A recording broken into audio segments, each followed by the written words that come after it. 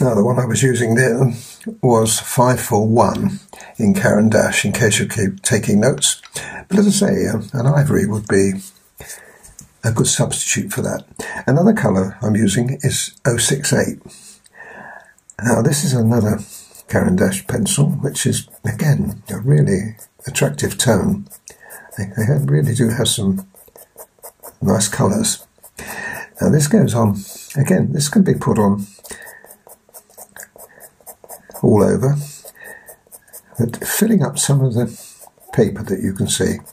Now, why didn't I do a stronger tone underneath? Well, the reason I don't is because I like to have the paper for picking up more colour, and the more you pancake the colour on, the less chance of that happening. And this is going on all over. I say all over. There are areas down here where it's lighter.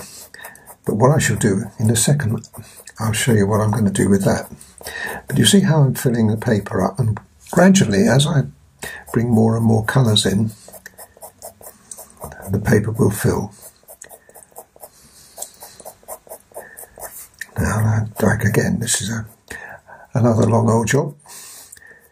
But all these colours will show through the finished picture of the robin. Now, I'll come down right down to here so that I can show you how we can reapply that last colour. There's some very strong colours coming up here in a little while.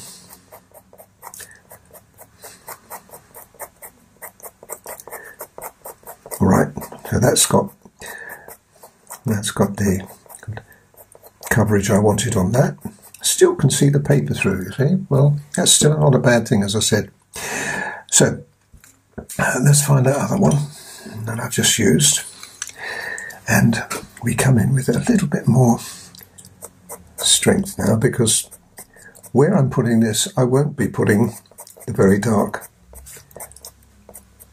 reds and oranges, so I can be a little bit more forceful now, and so press a bit harder.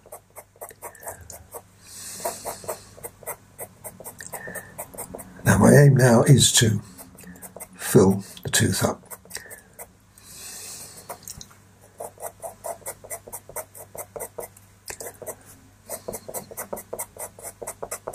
There you go. Now that looks great. I'll be filtering some darker colours into this as well, but that looks how I want it. So now I'm going to carry on with this. There's one or two areas, like just a little bit up here, and there's other areas up here where I shall put that lighter colour in, but otherwise it's all going to be 068. Okay, so let me carry on with that.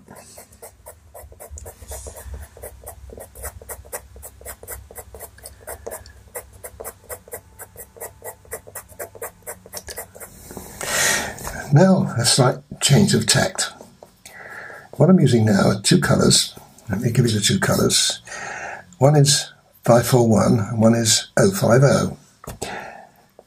And this is a light, very light flesh colour. And you see that I'm holding the pencil differently. Now the idea of this is, you see up here, this is what it's going to look like in a minute or two. I want to push the colour into the paper. If I stop there, you'll see the difference between there and there. You still see the paper coming through.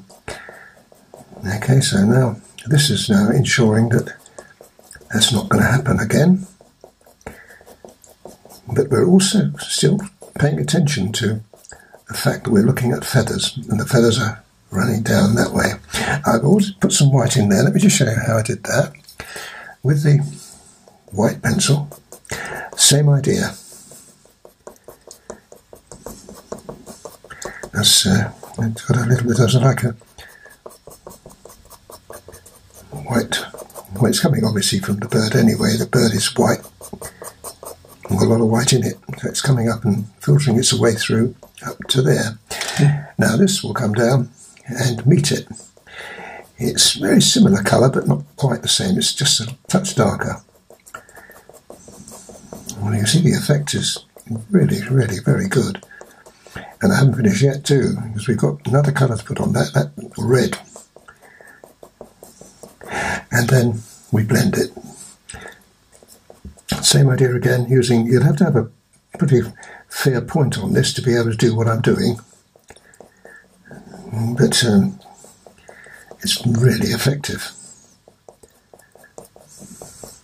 And you can do this with all the pastel pencils, but this particular Caran d'Ache is very soft. So it gives an opportunity of creating very special effects. And I think they look really attractive. If you look at American robins on the internet, you'll see that it's very representative of what they use. Now, as I say, I've filled the colour up pretty well there. You can't see any pastel paper showing through, but it's got a really nice effect, feathery effect, which is the whole idea of it. And just to make sure, it's always a good idea just to bring in the colour shaper again, working in the same way to ensure that you haven't got any of the telltale signs of the pastel paper coming through. And when I've finished here, what I'm going to do then is use the white pastel pencil again, just to put just a little light back in, like that, here and there, not all over.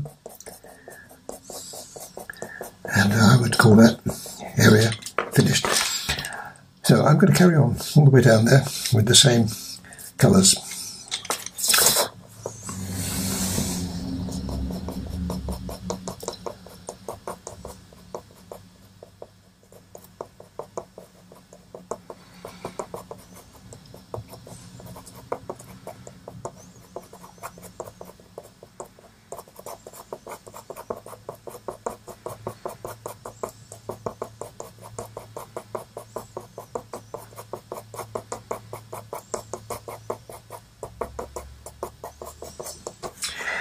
Now, another couple of colours. A lot of colours in this breast. And this colour is 581. Again, you could use a pink, a light pink, or even a white would work. But I want to lighten up this section just a little here, because we're going to darken here, which gives us a better dimension. At the moment, our robin is looking a little tubby. Now that's as far down as I think I want to go. I can add more if I want to. And now coming back the other way, we're 118 in Carbothello. Not Carbothello, faber-castell.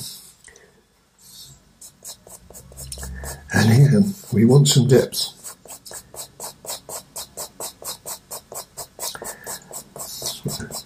I've looked at several colours, but this seemed to be the best one, compatible with the Caran d'Ache I've used. And this time I'm coming up. Now the reason I'm coming up is because I want to grade off as we get to about there. Remember, I brought the light down to there, but I'm going to use another colour as well, and that's also faber-castell.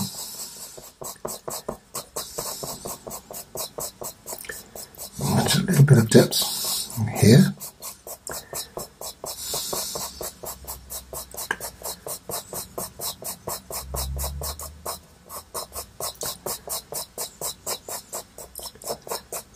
Now the other area this could be applied to is up here, where I want just a little more depth coming from there. I mean, I'm following reference pictures anyway that showed me this. But it's quite important to have variation, otherwise you've got one rather large blob, for want of a better word. So now we just put some of this in.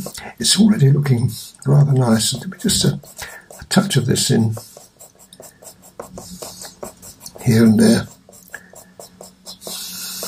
and there's also some over here. And you also notice I've added the other wing on the other side, and I had a little gap there, and I thought, right, let's do it. But again, I'm using 3 different references for this, so you can see that, but they're all American robins, but it's given me the variety that I want now. I want to keep that over there, a little more white, a little more of this pink, which I like.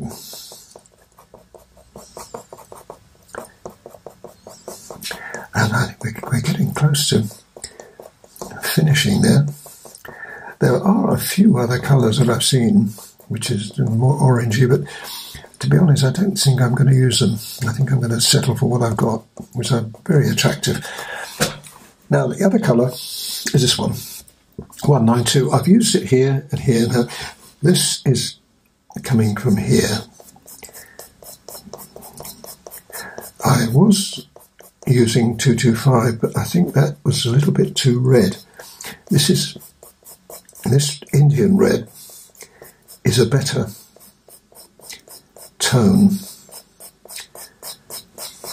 Now you can see how that's going really nicely. And again, it's on top of all those other colours. Now, this is the wonder of pastel mat. That allows you to do this. And just a little spot of this as we come up there. Now, I don't know whether I want too much more, so, to be honest, folks, I think.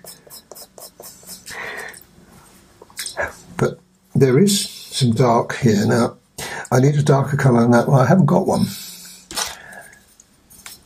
in red, but I've got in black.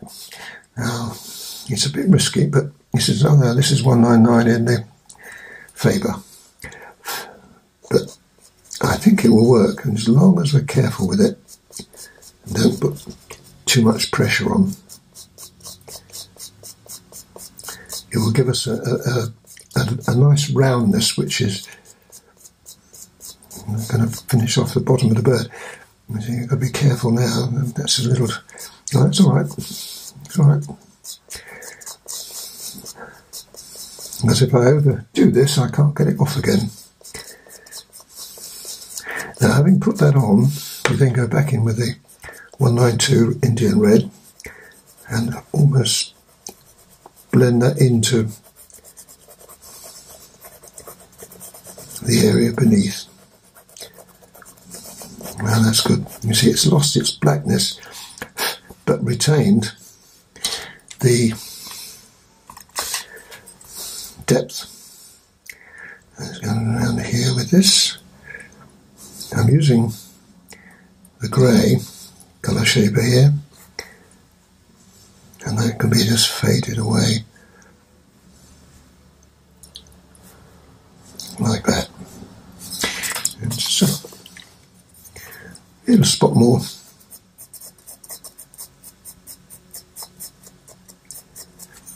There. And now leave it alone, Colin. But doesn't that look fantastic, folks? I'll give you a longer view of that.